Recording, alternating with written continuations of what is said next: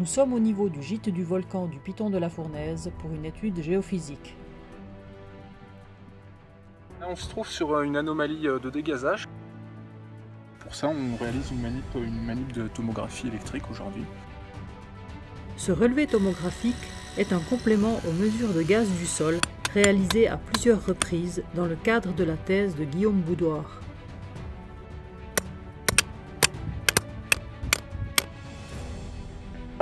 Sur la 42, 43, 44. Voilà. Du coup, tu répètes 42, 43, 44 et puis Le dispositif comprend 64 électrodes espacées de 10 mètres chacune, représentant donc un profil de plus de 600 mètres.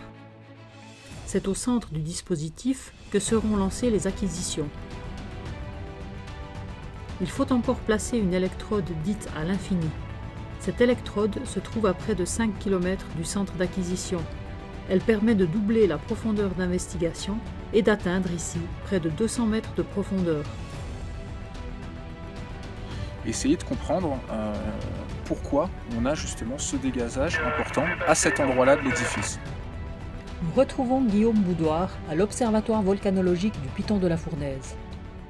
On voit qu'on a une anomalie principale en polarisation spontanée qui correspond à une zone de résistivité faible sur le massif qui met en avant le fait qu'en fait on a une structure sensible, faible ici, une faille théoriquement, qui coupe en fait l'édifice. Et le long de cette faille, on a un dégazage assez important.